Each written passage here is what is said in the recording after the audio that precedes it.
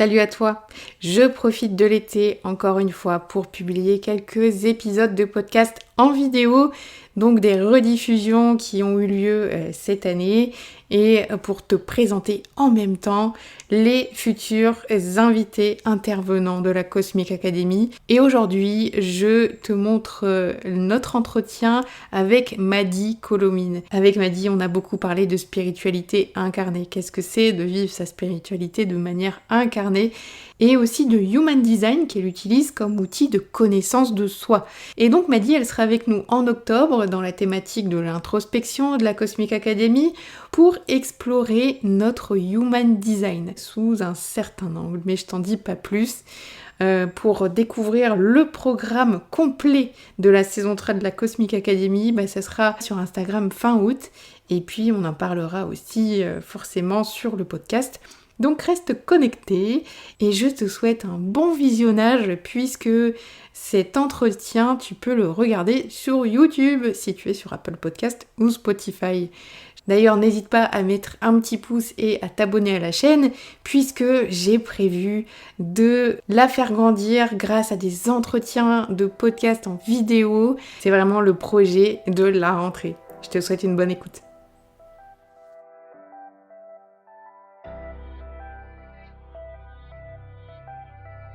Salut tout le monde et bienvenue dans ce nouvel épisode de Chronique Cosmique. Aujourd'hui, je suis avec Madi Colomine. Madi, elle est psychologue holistique. On n'a jamais eu de psychologue sur le podcast et ce que j'aime bien, c'est qu'elle mêle tout ça avec la spiritualité. Salut Madi. Bonjour Angélique, bonjour à tous. Merci pour l'invitation. Avec joie. C'est vrai que, comme je disais, on n'a jamais eu de psychologue et j'aime bien ce côté unique quand on mêle un peu des choses très concrètes avec la spiritualité. Et donc voilà, c'est avec joie que je te reçois ici pour parler de tout ça. Et est-ce que tu peux nous expliquer un petit peu ce que tu fais ? Oui, comme tu l'as dit, je suis psychologue holistique et du coup, mon parcours il a beaucoup évolué. Et là, actuellement, en fait, j'accompagne surtout les femmes à pouvoir revenir à leur unicité, à qui elles sont, et à pouvoir incarner leur unicité dans leur vie et créer une vie qui leur correspond, que ce soit au niveau professionnel, personnel. Et du coup, je vais allier la psychologie pour aller repérer et libérer tous les schémas répétitifs, les croyances limitantes, tout ce qui peut bloquer. L'énergétique pour aller sur le côté transgénérationnel et les mémoires qu'on porte et qui vont attirer de nouveau à nous les mêmes choses. Avec le cacao sacré aussi, où là justement ça aide dans les libérations émotionnelles. Et le Human Design aussi qui permet de savoir en quoi on est unique en fait. Et comme tu dis, je la ramène toujours de manière très concrète en fait. Que ce soit le cacao, l'énergétique, le Human Design. Moi, mon but, c'est que chaque personne sache qu'est-ce qu'elle va utiliser dans son quotidien, qu'est-ce qu'elle peut faire concrètement et que ça reste pas des concepts dans la tête. Ok, génial. Et t'es maman aussi depuis pas très longtemps. Oui, ma petite fille, elle a 4 mois, donc voilà, ça fait aussi bouger. Nos enfants sont là pour nous faire bouger et je sais que justement en Human Design, je suis projecteur et normalement je suis là pour être dans l'être, prendre le temps de vivre et guider depuis cet espace-là et là avec mon bébé c'est carrément ça. Je suis dans l'instant présent en permanence, je m'adapte à la vie, à ce qui est là et je crée quand je peux. Et c'est vrai que hier, je te disais, le rituel de la ménarche, je connais pas du tout. Est-ce que c'est quelque chose que tu as créé justement par rapport à cette nouvelle maternité ou c'était quelque chose qui était là déjà ? Alors, le rituel de la ménarche, en tant que tel, le rituel succinct, en tant que lui, on me l'a transmis. Mais après, moi, justement, dans Matricia Divina, je l'ai associé à d'autres pratiques, d'autres exercices. Parce qu'en fait, moi, ça fait 5 ans que j'ai une dysplasie au col de l'utérus qui va, qui vient. Donc, ça m'a beaucoup amené à venir explorer la matrice utérine, l'énergétique, le transgénérationnel. Qu'est-ce qui peut expliquer ça par l'émotionnel et autres. Donc du coup, dans Matricia Divina, j'ai rassemblé justement des pratiques de yoga, parce que je suis aussi prof de yoga, des pratiques un peu plus psychologiques, transgénérationnelles, avec ce rituel, lui qui va être justement énergétique, pour justement tout rassembler et que ce soit le plus complet possible. Et parce qu'il y a beaucoup de femmes qui portent des blessures en fait dans leur matrice, et en fait ça va nous empêcher de d'avoir accès à notre énergie, à notre créativité, et de manifester ce qui nous tient à cœur dans notre vie. Mmh. Qu'est-ce que c'est exactement ce rituel de la ménage? Parce que tu vois, j'avais jamais entendu ce mot. En fait, dans ce rituel en tant que tel, on va justement utiliser un œuf qui va pouvoir venir capter en fait de notre ventre, de notre utérus, toutes les blessures, les mémoires, tout ce qui va être lourd. Et justement dans le rituel, en fait, on vient se connecter à notre lignée, justement notre lignée de femmes. On peut aussi se connecter à nous-mêmes au moment de nos premières lunes si on les a mal vécues, qu'on n'a pas été accompagnées. Voilà. Et justement, aussi c'est cette idée de rendre à notre lignée, aux femmes de notre lignée, ce qui leur appartient, pour qu'elles puissent le guérir à elles-mêmes. Parce que souvent dans le transgénérationnel, vu que c'était trop dur et pas accompagné, nos ancêtres ont stocké des trucs, elles les ont pas libérés, nous on les a pris, et on a bien voulu aussi, parce que ça fait partie de notre histoire. Mais l'idée maintenant, c'est que si on veut être responsable de notre vie et être créateur et créatrice, c'est important de pouvoir se libérer de tout ça. Et en fait, il y a toute une phase d'abord de leur rendre ce qui leur les remercier, leur dire qu'on leur rend ce qui leur appartient, et après justement se connecter à notre utérus et dire qu'en fait c'est un temple sacré, et en devenir la gardienne en fait, ne plus laisser des émotions, des personnes atteindre cet espace-là qui est sacré. Et justement on vient le nettoyer avec un œuf, et après on va rendre à la terre. Voilà, c'est tout un processus. Et justement après, pour l'ancrer dans le quotidien, moi j'ai rajouté d'autres pratiques. Ok, hyper intéressant. Il y a quelque chose qui me vient parce que c'est un mal que beaucoup de femmes ont, l'endométriose. J'entends énormément autour de moi.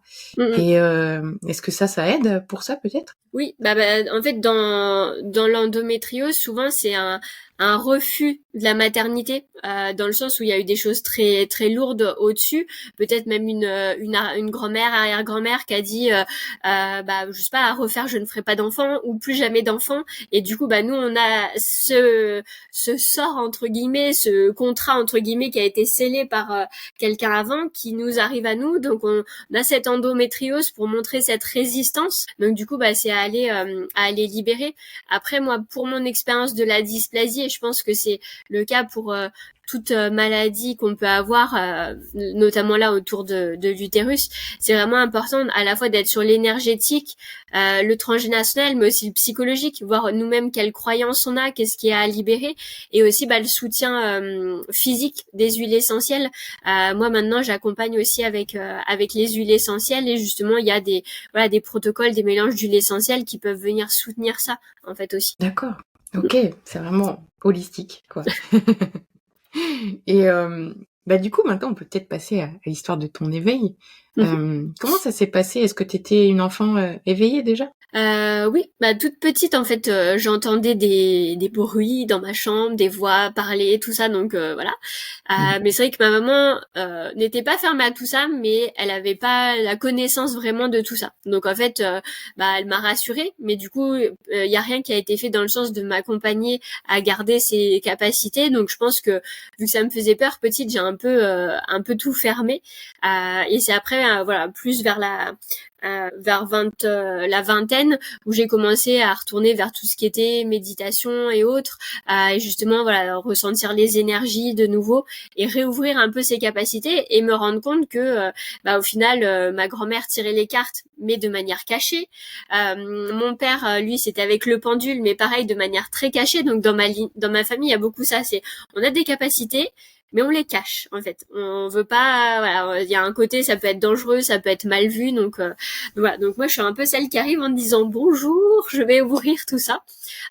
Et du coup après ça a été au travers du yoga, j'ai senti plus mon magnétisme dans les mains, donc je suis allée me former en soins énergétiques. De là je suis allée dans des stages de femmes chamanes, faire mon tambour, que j'ai eu un éveil de la Kundalini, sans savoir ce qu'était la Kundalini encore à ce moment-là. Donc du coup voilà, ça s'est fait tout seul, sans que je cherche vraiment des choses en fait. D'accord, ok. Et du coup, après, t'étais déjà formée, j'imagine, à la psychologie? Oui. Ouais. Oui, bah de toute façon moi je voulais être orthophoniste, mais j'arrivais pas à avoir le concours.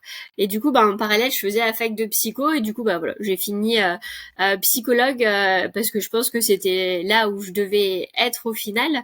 Et en fait, voilà, justement, quand j'ai fini mes études de psychologie, j'ai vraiment fait une formation plus avec des neurosciences et des méthodes plus comportementales. Et en fait, je me suis rendu compte que tout ça, bah, ça m'avait aidé moi dans mon parcours personnel, mais que même moi, je comprenais beaucoup de choses à ma vie, mais il restait quand même beaucoup d'anxiété, beaucoup ces pensées qui tournaient dans ma tête. Donc c'est là où je suis allée bah, vers la méditation, vers le yoga, pour apaiser tout ça, pour revenir au corps, en fait, de plus en plus, voilà, au fur et à mesure. Que la psychologie, je me suis rendu compte que ça ne suffisait pas. Justement, comme c'est côté holistique, parce que chaque chose, il manque quelque chose. Ouais, carrément. Et cette montée de Kundalini, comment c'est arrivé? Bah, c'est arrivé en créant mon tambour. Parce que justement j'étais tellement dans le processus de création du tambour et à cette époque-là encore beaucoup dans mon masculin plus que mon féminin, donc j'y allais en mode très fort et d'un coup je me suis rendu compte que je m'étais enlevé la peau de deux doigts à force d'y aller tellement fort. Voilà. Donc ce n'était jamais arrivé aux personnes dont ils avaient jamais vu ça, ceux qui accompagnaient à créer les tambours. Et en fait de là bah j'ai toujours été très sensible, donc en voyant ça j'ai commencé un peu à tourner de l'œil, mais en même temps à un peu avoir des secousses et machin. J'étais en mode qu'est-ce qui se passe, et voilà, heureusement il y avait une des participantes qui elle était bah, accompagnante dans tout ça, donc elle a pu m'accompagner à ce que ça se fluidifie un petit peu. Et après justement bah grâce au yoga j'ai pu voilà apprendre à vivre avec cette énergie, mais c'est vrai que voilà ça a été un peu surprenant, on va dire. Et du coup, il y a eu un avant et un après cette montée de Kundalini, j'imagine? Oui, alors après je sais comment dire, je pense que oui. Et en même temps, je sais pas ce qui est dû que à ça ou à d'autres choses, parce que en fait j'ai eu ma montée de Kundalini en fabriquant mon tambour, et en même temps ce jour-là on nous a fait découvrir le cacao sacré. Donc derrière j'ai fait une diète du cacao sacré, et puis en même temps que j'étais en formation de prof de yoga. Donc en fait oui, j'ai eu voilà plein de capacités à ressentir les choses, à être connectée à mon corps, à écouter mon intuition. Mais j'ai envie de dire, il y a ces trois choses qui sont arrivées de manière plus prononcée en même temps. Donc je pourrais pas dire si c'est que la montée de Kundalini, ou voilà, il y a aussi le cacao sacré, le yoga. Donc voilà, mais je pense que la combinaison a participé à où j'en suis aujourd'hui. Mmh. Ok. Et c'est vrai que t'es un peu immergée dans le chamanisme aussi. Mm, Bah, moi, je t'ai connue via ton chéri, mm, Pierre. oui, c'est ça. Et du coup, lui, il est chaman, c'est ça? Oui, c'est ça. Et du coup, ben, comment ça se passe à un couple en étant psychologue holistique, chaman, vous parlez tout le temps de ça, qu'est-ce que vous faites des cérémonies à deux, ça doit être chouette quand même. Oui, oui, c'est chouette. Après, comme tout, ça a ses plus et ses moins. Alors le moins, c'est dans le sens où vu que tous les deux on chemine en permanence, des fois on est en mode, il y a beaucoup de vagues émotionnelles, beaucoup de choses qui bougent en même temps. Donc des fois on se dit on aimerait bien un peu plus de calme, et en même temps bah on est passionné par tout ça en fait. On adore découvrir de nouvelles choses, cheminer, se connaître encore plus soi-même, connaître l'autre. Donc voilà, c'est nous. Des fois je me dis bon. Des fois, je demande du calme, mais je me dis bon, je le cherche aussi, ces mouvements. Mais c'est vrai que oui, c'est ça qui est génial. C'est voilà, on se fait des cérémonies du cacao ou autre ensemble dans le salon. Voilà, il y a même bébé des fois qui a pu être là avec nous. Elle a grandi avec le cacao. Voilà, je prenais le cacao tous les matins quand j'étais enceinte Mmh. encore. Donc voilà. Et oui, on parle de beaucoup de choses. C'est vrai que voilà, on échange beaucoup sur tout ça, sur ce qu'on découvre, sur ce qu'on pratique, sur voilà. Après, des fois, on essaye justement de parler d'autres choses aussi quand même, de pas rester que sur ça. Mais vu que ça nous passionne, en fait, ça c'est voilà, c'est fluide et ça nous correspond bien. Mmh. Est-ce que vous avez une expérience justement d'avoir vu des choses, les mêmes choses en même temps ou quelque chose comme ça? Les mêmes choses en même temps. Bah alors je sais je sais, j'ai pas d'exemple concret, mais j'ai envie de dire, c'est plus maintenant dans cette capacité à des fois penser quelque chose et l'autre a pensé la même chose, des choses comme ça, ou justement, bah, par exemple pour notre fille, j'avais un prénom qui me venait. Et justement, bah après, lui, il partait en semaine chamanique, donc je lui ai dit, bah essaye de voir en te connectant à elle ce qui est possible. Justement, il s'est connecté à elle et elle lui a bien confirmé ce prénom-là. Oh. Et voilà. Donc ça va plus être des choses comme ça. Il y a pas j'ai pas d'exemple de se dire ah tiens on a vu une même chose, voilà. Mais c'est plus comme ça des complémentarités, des confirmations entre le ressenti de l'un et l'autre qui a la confirmation d'une autre manière. C'est génial ça. Ouais, ça confirme un truc que j'avais entendu, comme quoi les bébés ils venaient avec leur prénom en fait déjà, et puis en fait nous on le captait quoi. C'est En ça. général. Peut-être tant qu'on cherchait avec notre mental, ça marchait pas. Et on a trouvé le prénom une semaine avant qu'elle naisse à peu près. Justement, voilà, moi il y a ce prénom qui revenait plusieurs fois et notamment qui est beaucoup revenu le jour où c'était la fête dans le calendrier de ce prénom. Donc du coup, c'est pour ça que j'ai dit à Pierre, je dis vois s'il y a quelque chose autour de ça. Et en plus après quand il a eu la confirmation, il y a une étoile filante qui est passée dans le ciel. Donc on s'est dit bon, Oh, c'est bien. les frissons, c'est trop beau. Et j'ai une petite question sur justement ta fille. Est-ce que tu as capté des choses comme quoi elle voyait déjà des... Ouais, elle voit des esprits, tout ça, ouais. Ouais. J'aime bien parler de ça. C'est ça, oui. L'autre fois avec Pierre justement on avait fait ce que je fais les transmissions du soin d'Isis et mais en fait à chaque fois avant de faire la transmission je me refais 21 jours d'auto-soin, je repratique pour moi et on a refait avec Pierre justement une des initiations d'Isis et en fait après pendant une bonne semaine on voyait que justement Evie elle regardait dans le salon au plafond et elle souriait à quelqu'un et pile au moment où on a fait ça donc je pense qu'elle voyait l'énergie d'Isis, sa présence pendant une semaine donc Waouh. elle capte beaucoup de choses. Ah, génial. Ça, c'est chouette. Peut-être on aura l'occasion d'en reparler dans quelques années parce que tu sais, c'est toujours intéressant de savoir comment on accueille les capacités d'un enfant. Bah, vous, ça va être facile. Mais il vous suffira de dire, bah, oui, fais confiance. Qu'est-ce que tu lui dirais, toi, plus tard, quand elle voit des choses ou quoi? Est-ce que tu vas entretenir ce lien à l'invisible? J'imagine. Ah bah oui, carrément, parce que moi je sais que justement vu que moi ça n'a pas été entretenu, j'ai dû là le réouvrir plus âgé et je pense que c'est plus complexe parce que on a un certain nombre de croyances qui sont mises en place. Donc quand on voit ou on sent quelque chose, on se dit bon bah est-ce que c'est mon mental, est-ce que c'est vraiment mon intuition, alors que justement tout petits ils sont connectés à leur intuition de manière pure et directe en fait. Donc je pense que voilà si elle me dit qu'elle voit quelque chose, je lui dirais bah qu'est-ce que tu vois pour qu'elle puisse le décrire, pour voilà l'amener à avoir confiance, l'accompagner. C'est vrai que bon là vu qu'elle est encore bébé, voilà, on sourit avec elle, on sait pas, voilà, elle pourra pas nous répondre de qui elle voit, de ce qui se passe. Mais oui, l'idée c'est ça de l'accompagner. Et on a la fille de Pierre qui a bientôt 10 ans. Et en fait, à force de nous voir faire nous des pratiques, des soins, des choses, bah elle peut faire pareil. Si elle a besoin, elle pose une intention, elle fait une petite prière ou voilà, elle va avoir pris les habitudes avec nous. Ouais. T'imagines qu'est-ce que ça va donner des enfants de connecter? Ça va être un très très beau monde, j'imagine, qu'on est en train de créer en fait. C'est ça. Bah, c'est pour ça que là, moi, ça me tient à cœur de rester auprès de ma fille. Alors après, c'est pas toujours facile hein, d'être à la fois entrepreneuse en ayant mon bébé avec moi la majorité du temps. Mais c'est vrai que j'ai envie de rester avec elle pour justement l'accompagner dans tout ça et qu'elle puisse être pleinement elle-même en fait. Et justement, bah, d'avoir toute cette confiance, cette sécurité intérieure pour être pleinement elle-même et contribuer justement à ce nouveau monde qui sera pour moi, je pense, plus dans la confiance, le partage, l'amour. Voilà. Là, on traverse du chaos actuellement, mais Ouais. ça va s'adoucir. Ouais. Ah là là. Ouais. J'aime bien parler de ça aussi. Mais je sais pas si...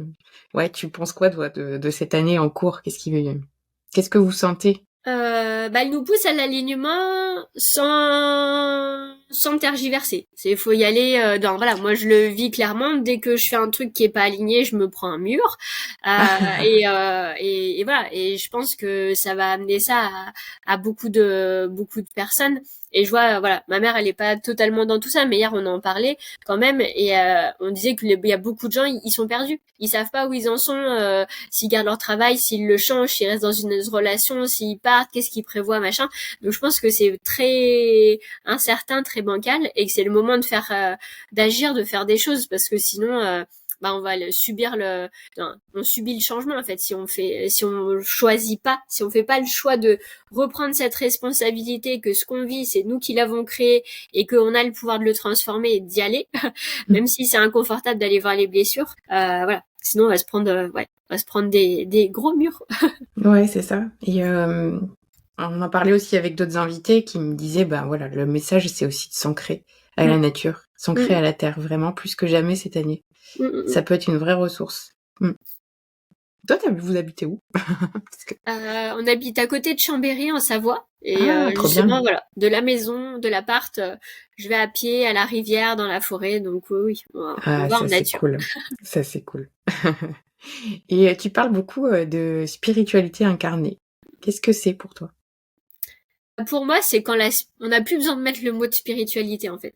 Ça, l'autre fois, j'ai fait un post en disant j'aime pas la spiritualité, bon, un peu pour mettre le coup de pied dans la fourmilière, mais pour venir un peu montrer toutes les dérives qu'il y a avec cette spiritualité, et que justement des croyances, des limitations, on va dire humaines, et de l'ego, en fait, il y a plein de personnes qui n'ont pas fait le chemin de vraiment libérer des choses et qui sont pas assez au niveau spirituel, et en ramenant les mêmes blessures et en faisant les mêmes bêtises, on va dire, pour être gentil. Et pour moi, une spiritualité incarnée, c'est du moment où en fait c'est une connexion à soi, à son intuition, à l'invisible, mais tout en étant très concret en fait, et que j'ai envie de dire, alors moi c'est ce que j'expérimente actuellement, limite on n'a même plus besoin de faire de rituels, de faire de choses qui sont classées dans le spirituel entre guillemets. Je dis pas qu'il faut plus en faire, parce que moi ce matin encore je me faisais un auto-soin, j'avais mon hôtel, mais c'est juste que c'est pas là où pour moi ça a le plus de puissance. J'ai les moments où j'essaye de me poser pour poser une intention.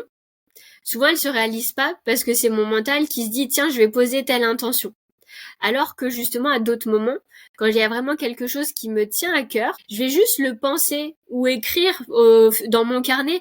Mais l'autre fois c'était j'avais fait une balade en forêt avec ma fille en porte-bébé. Ça faisait 2 mois qu'elle voulait plus aller dans le porte-bébé. Et je lui tiens un petit carnet. Et du coup, dans le carnet, j'ai écrit, j'aimerais pouvoir vivre tout ça tous les jours avec toi. Et en fait, je l'ai tellement déposée avec le cœur que depuis, elle fait ses danses, elle la travaille, et le seul endroit où elle est vraiment apaisée, c'est dans le porte-bébé, en forêt, avec moi. Donc en fait, j'ai été exaucée. Mon intention s'est réalisée, mais mon mental il a été titillé quand même, parce que la semaine dernière j'étais en lancement de mon nouveau programme, et du coup en forêt machin c'est un peu plus compliqué de faire un lancement, de faire des posts ou des trucs, mais voilà, en fait pour moi la spiritualité incarnée, ancrée, c'est ça, c'est quand après c'est pas juste se dire je vais faire des mantras et machin, c'est comment on fait attention à ce qu'on a pensé, à ce qu'on ressent, comment ça s'aligne, pour que vraiment venir créer quelque chose de concret dans notre vie. Et ouais, je pense aussi que quand tu fais des rituels, beaucoup, des balades en forêt et des choses qui te font du bien, tu montes tellement ta vibration que c'est beaucoup plus simple au final de manifester. Moi, j'ai l'impression que depuis quelques années, ça va de plus en plus vite, la manifestation. Tu penses des choses, je sais pas, ça peut-être depuis 2 ans ou quelque chose comme ça, un certain portail du 8 août. Moi, j'ai remarqué que plus tu faisais attention à ta vibration et plus tu manifestais. C'est ça. C'est pour ça que c'est, après, justement, une spiritualité incarnée, c'est tout un mode de vie, justement de faire attention à son alimentation, à son énergie, à l'énergie aussi, c'est par les mots, les pensées qu'on a, en fait. Donc voilà, c'est parce que c'est là où c'était un peu mon coup de pied à la fourmilière l'autre fois. Il y en a qui vont venir donner des leçons, dire des choses, mais en fait, ils font pas attention à tout ça, ils sont pas vraiment alignés, et ça fait des dégâts. Ouais, c'est ça. Et qu'est-ce que tu as vu, toi, comme dérive c'est important d'en parler en fait, les dérives spirituelles. C'est pas pour rien que la Mivilude non plus, elle est au taquet en train d'espionner tout le monde. Il y a eu vraiment des dérives et c'est pour ça qu'il est hyper important de faire attention avec qui on choisit de travailler, j'ai envie de dire, mais on choisit nos thérapeutes. Ah bah oui. Bah moi je sais que je l'ai vécu personnellement d'avoir été accompagnée par des coachs qui disaient coachs spirituels et autres et qui du coup bah, en fait n'avaient pas fait ce chemin psychologique et donc bah en fait projeter des choses qu'elles avaient vécues elles sur moi vu qu'elles n'avaient pas travaillé sur elles-mêmes. Bah en fait elles s'accompagnaient elles à travers moi, donc elles m'accompagnaient pas moi qui j'étais, et qui du coup bah voilà, sous couvert de pour que ça ait beaucoup d'efficacité, on demandait des grosses sommes d'argent. Et qui du coup en fait derrière quand il y avait pas de résultat. Alors après moi je dis toujours hein, quand j'accompagne, je suis là pour accompagner, on va dire, sur les moyens, et après le résultat, on peut jamais le prévoir exactement.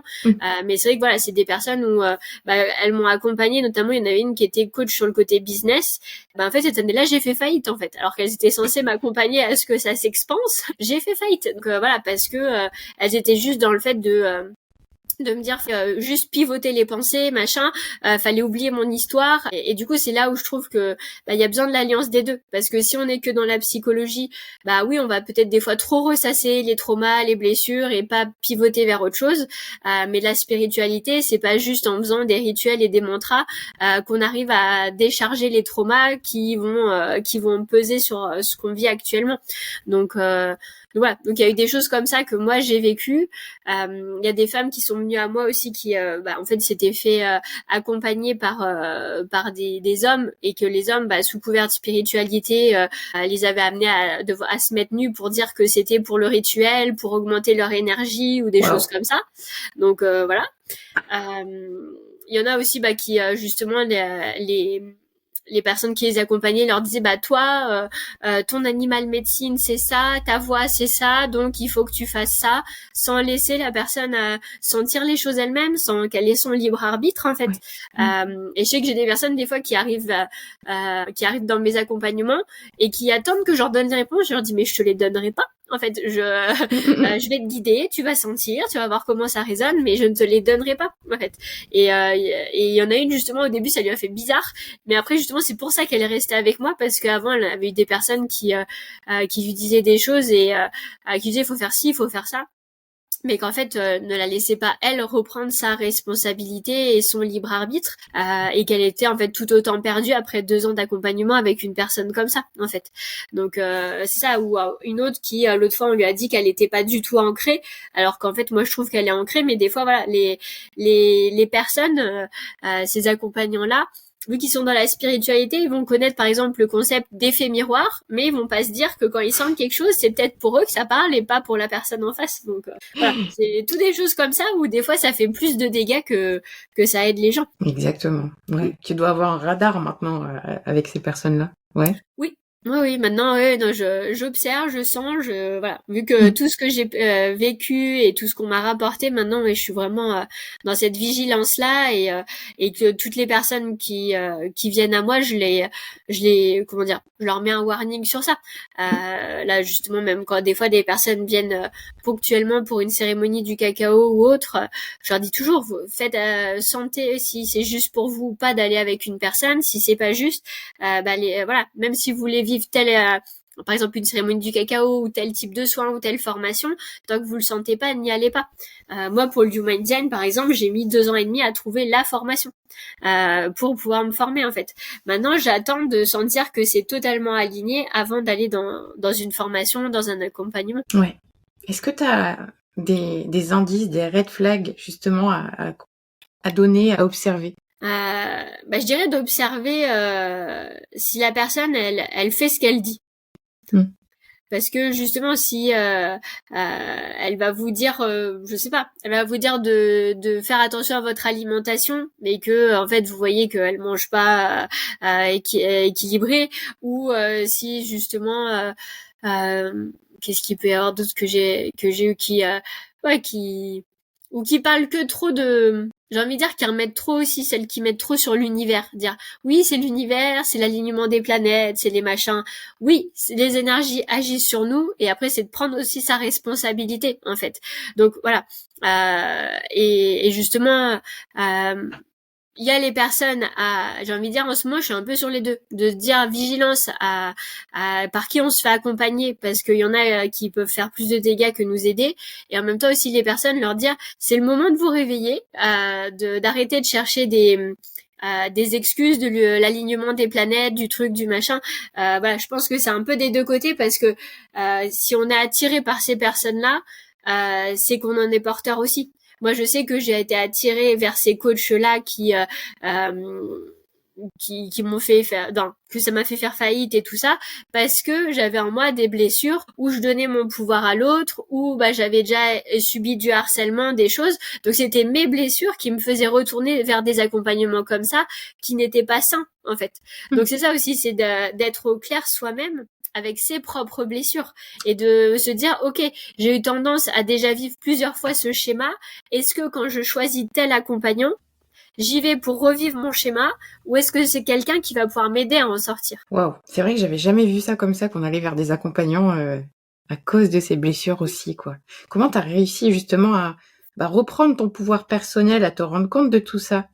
C'est venu comment? Une introspection? Comment tu t'en es rendu compte, en fait? En fait, vu que j'ai fait faillite et que j'ai été totalement perdue, j'ai dit bon, ça va pas, ça va pas, et je me suis vraiment posée pour me dire bon qu'est-ce qui s'est passé en termes d'enjeux et autres. Et après je me suis posée et essayé de repérer qu'est-ce qui s'est rejoué comme schéma relationnel. Et justement c'était beaucoup autour de ça, de donner mon pouvoir à l'autre, et je l'avais beaucoup fait depuis que j'étais jeune, en fait, et de pas oser m'affirmer, de pas oser poser mes limites. Mais il y a aussi cette maladie, cette dysplasie, parce que justement la dysplasie, le col de l'utérus, c'est poser ses limites, mettre sa propre sécurité. Donc en fait c'est ça, c'est se poser avec soi-même et voir un peu quels sont les schémas qui se rejouent. Et après justement avec le cacao, ça m'a accompagnée à sortir des émotions, à reprendre confiance, à m'ancrer en association avec le yoga. Donc c'est ça, en fait, c'est un ensemble de pratiques qui m'ont permis ça. Ouais. T'as trouvé ta petite recette personnelle et ça t'a aidé. Et du coup, c'est ça que tu fais maintenant, tu aides aussi les personnes à trouver la leur, peut-être? En fait justement voilà, c'est pour ça que là j'ai créé un programme. C'est ce qui est venu là aussi avec ma fille pendant mon congé maternité, c'est que jusque là je me dis un petit peu, parce que bon, quand on est à son compte, on nous dit au niveau marketing, faut trouver un persona, faut trouver un truc, un machin, et moi j'étais en mode je ne sais pas, moi j'aide les gens, et que justement j'avais un peu de différentes choses, la psychologie, l'énergétique, le human design, la spiritualité, j'avais tout ça. Je me disais oui, mais en fait du coup avec tout ça, j'ai pas une personne type à accompagner autre, et c'est pour ça que là ce qui est ressorti, c'est que j'accompagne les personnes à reprendre ce pouvoir là, à manifester leurs rêves. Et c'est pour ça que là j'ai sorti mon nouveau programme Manifester Rêves, où il y a ces 4 piliers là, en fait, les piliers de la connaissance de soi, la libération des blocages, le côté énergétique et le côté corps, en fait, pour vraiment tout associer. Mais c'est pareil, je vais donner aux personnes une boîte à outils à expérimenter, à tester. Et moi je dis des choses, ça résonne, tu les prends, ça résonne pas, tu les prends pas. Les outils, souvent pour une même chose, par exemple pour l'ancrage, ou pour se faire une bulle autour de soi, j'ai plusieurs outils à disposition, donc j'en transmets plusieurs, et la personne elle voit l'outil qui correspond, en fait.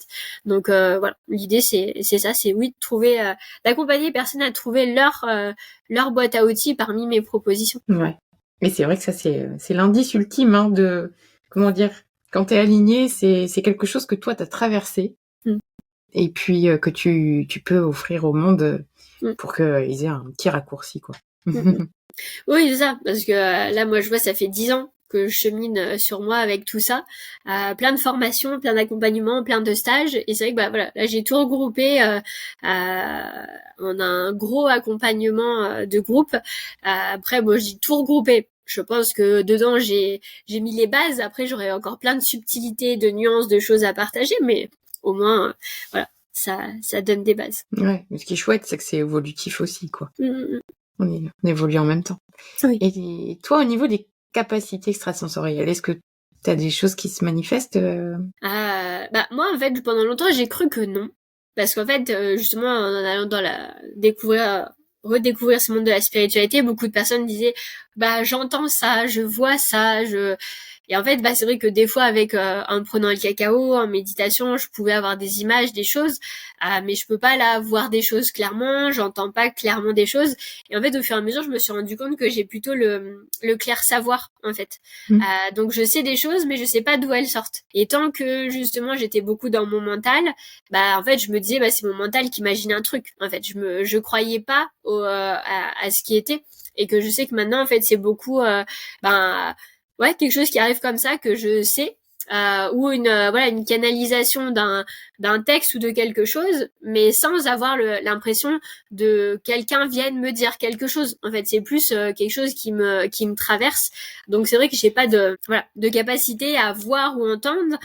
C'est très subtil parce que c'est là, mais je sais pas d'où ça vient. Donc Ouais. C'est pratique, hein, ça aide vachement ça, la oui. créativité quand t'es entrepreneur. Oui, non, c'est sûr. Oui, et bah, par exemple, mais aussi en plus, pour refaire le lien avec comme si entrepreneur et l'autre fois cette manifestation qui est rapide, l'autre nuit, j'arrivais pas à dormir et j'avais plein de phrases qui me venaient pour un accompagnement. Et bon, du coup, au bout d'un moment, je me suis levée pour les écrire, mais avec mon bébé, j'ai pas eu le temps de poster, d'écrire sur ça. Mais en fait, sans avoir rien fait, j'ai 2 femmes qui sont venues me demander cet accompagnement-là sans le savoir 2 jours après. Énorme. Donc, T'as encore des petites choses magiques comme ça à nous raconter en ce moment, c'est totalement ça. Mais après, j'ai envie de dire, pour revenir à ta question aussi de la spiritualité ancrée, pardon. En fait, je pense que c'est très subtil. Et c'est d'être dans l'observation. La magie, en fait, elle est là dans des petites choses, de se dire, ok, en fait, je me suis pas rendu compte que j'avais demandé ça, et c'est là, en fait, c'est déjà là, même si c'est pas comme mon mental l'avait imaginé. Mais voilà, il y en a plein, parce que comme tu dis, c'est en accéléré actuellement. Mais en fait, c'est ça, c'est comment on arrive à avoir cette conscience, à être en présence pour voir tout ça. Ok, c'est vrai. Se connecter à la magie de la vie, c'est ça la spiritualité incarnée au final. C'est ça. Bah, avec un bébé, ça te ramène dedans puissance 10. Ah ouais Bah, avec un bébé, tu peux pas être ailleurs que dans l'instant présent. Justement, avec un bébé, tu vois, qui redécouvre tout, bah, tu revois les petites choses, comme quoi ça peut être beau, ça peut être magique, et t'apprends aussi à te poser et à voir, bah, comme quoi, voilà, comme quoi aussi, bah, ce que t'as demandé, comment ça se réalise. Et c'est ça aussi, c'est être au clair avec soi-même, parce que là, moi je dis, on est toujours exaucé. Et c'est juste, c'est à nous d'ouvrir les yeux pour le voir. Parce que, un autre exemple, l'autre fois, je râlais à me dire, ah, mais mince, je peux pas me mettre devant un ordinateur pour faire des canevas, des newsletters pour ma communication. Et sauf que, avant que ma fille naisse, j'en avais déjà marre de me mettre devant un ordinateur pour bosser. Et je dis, mais moi, je veux plus faire ça. Bah, en fait, elle me le fait vivre. Je suis exaucée. C'est juste que mon mental s'était imaginé que un jour, j'aurais choisi de ne plus le faire et truc et machin. Bah, elle me fait vivre de trouver un autre moyen. Oui, comment tu fais du coup La vache, pas facile. Bah des fois j'arrive à que quelqu'un l'apprenne comme là pour enregistrer ensemble, ou sinon bah quand je suis en balade, je fais un direct sur Instagram que je partage comme un réel, et voilà. Après de temps en temps j'arrive quand même à avoir l'espace de me poser, écrire quelque chose, mais c'est vrai que mon mental il se dit faudrait faire des beaux canevas, des machins. Bah de toute façon déjà de base j'ai pas envie, donc en fait voilà, maintenant je vais faire à la simplicité, et un bébé ramène à ça. Ah ouais. Et à la créativité du coup. Oui, c'est ça. Génial. Du coup, on approche des questions de la fin. On a déjà parlé des capacités extrasensorielles. Comment elles se sont développées, tu l'as plus ou moins dit. Oui, bah c'est que ça s'est fait au fur et à mesure en fait. Pour mes capacités extrasensorielles, je dirais que justement, il y a eu plusieurs phases. Il y a eu cette phase au début avec le cacao où justement ça m'a amené à voir des choses, mais après c'est parti, et du coup bah là mon mental il s'est dit mince, qu'est-ce qui se passe, et c'est là où au fur et à mesure j'ai pu me rendre compte de justement que j'ai plus le clair savoir, ou des canalisations, mais sans entendre des choses. Et je pense que c'est ça aussi, c'est que quand on entre dans ce monde de la spiritualité, c'est là aussi peut-être un des dangers, c'est que on nous fait croire des grandes choses qu'on va voir, entendre, qu'il faut que ce soit spectaculaire. Et justement, une spiritualité ancrée, c'est que ces capacités, elles peuvent être très subtiles. Et je le vois, en fait, des fois, j'accompagnais des femmes en diète du cacao ou autres et qui étaient beaucoup dans leur mental et qui se disaient, mais moi, je reçois pas les messages, je vois pas tout ça. Je dis, mais en fait, à des moments où tu dis, tiens, je vais faire ça et que c'est fluide derrière, c'était une intuition. Ou quand tu fais un tirage de cartes et que ça résonne avec ce que tu pensais, bah c'est ton intuition en fait, c'est toi qui t'envoie des messages.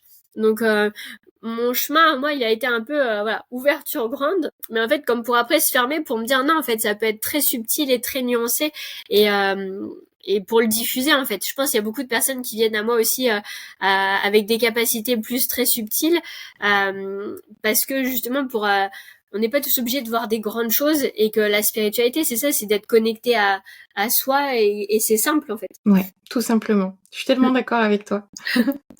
Et du coup, qu'est-ce que tu dirais à des personnes qui veulent les développer? De se faire confiance. Mmh. De se faire confiance et peut-être justement de prendre du temps avec soi parce que les réponses elles sont en soi. Après si justement on n'y arrive pas, de se faire guider par quelqu'un de confiance pour être accompagné dans tout ça en fait. Parce que c'est vrai que justement avec tous les réseaux sociaux, bah c'est bien, il y a plein de possibilités, mais après on sait jamais ce qu'il faut faire, comment, comme rituel, comme truc pour ouvrir ses capacités et en fait de se faire accompagner, je trouve que ça aide dans tout ça et aussi les accompagnements en groupe, je trouve que c'est top parce que là je vois je viens de finir là le mois de transmission d'Isis avec des femmes et il y en a qui commençaient tout juste leur chemin.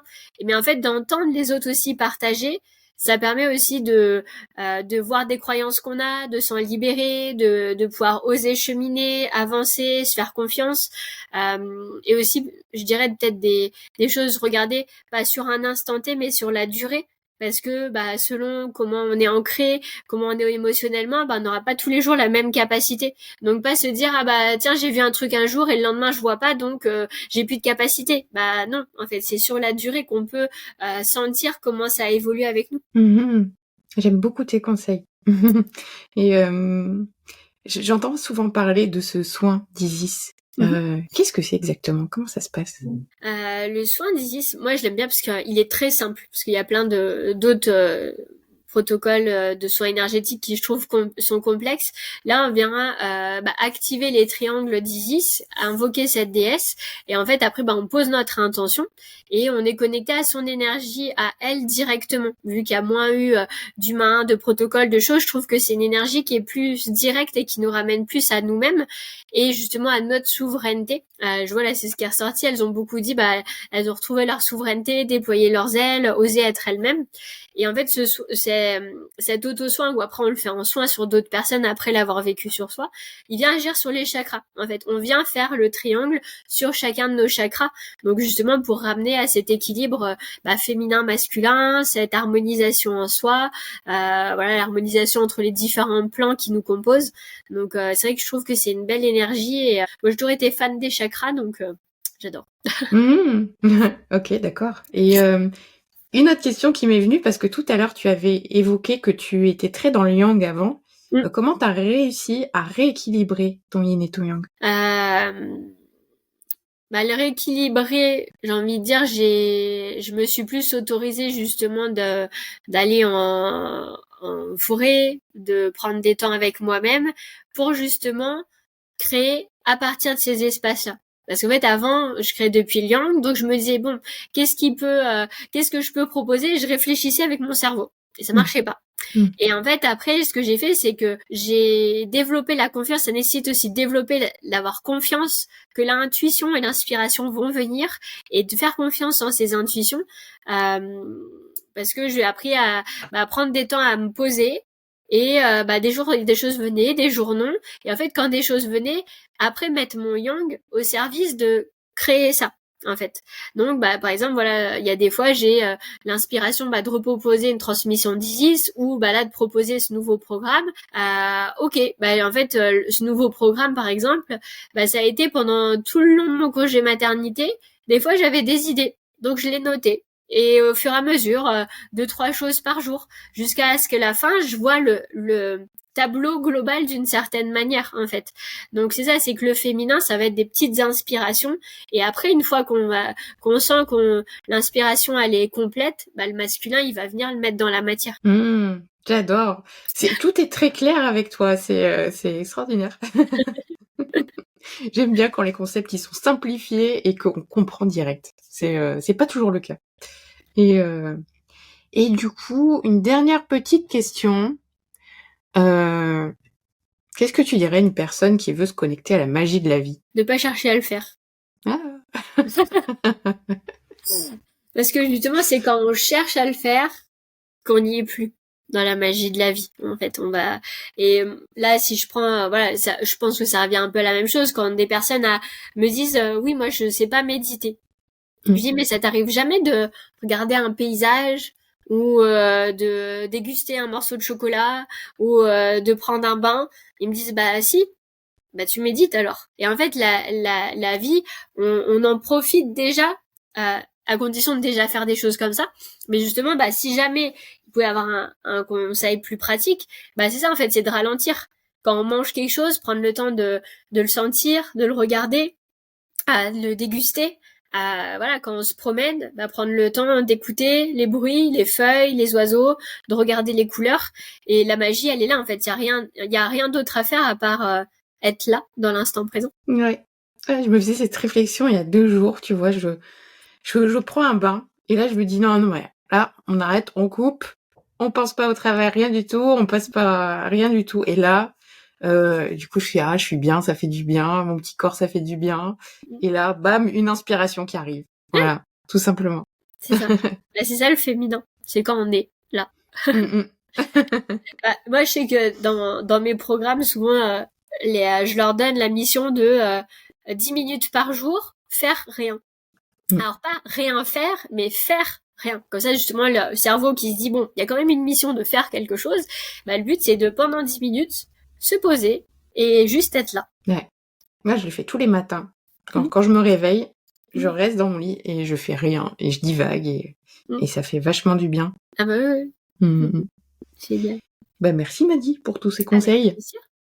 Où est-ce qu'on te retrouve? Sur Instagram, je suis à madicolomine-conscience. Mon site internet, c'est madicolomine.fr. Après, il n'est pas toujours à jour, mais vous pouvez vous inscrire à la newsletter dessus pour recevoir aussi un petit peu des mails. Mais c'est vrai qu'en ce moment, avec bébé, je suis un peu plus sur Instagram. C'est un peu plus facile pour moi. Ok, super. Merci beaucoup pour tout. Merci à toi, merci à tous. Et merci à tous pour votre écoute. Et à la semaine prochaine pour un nouvel épisode de Chronique Cosmique. Si tu veux aller plus loin dans l'exploration de ta spiritualité et vivre une transformation profonde, je t'invite à rejoindre la Cosmic Academy. C'est un espace unique où l'expérience directe est au cœur de chaque pratique pour t'aider à incarner pleinement ta connexion à l'univers et à avancer sur ton chemin spirituel entouré d'une communauté alignée. Toutes les informations sont sur cosmic-academy.com. À très vite.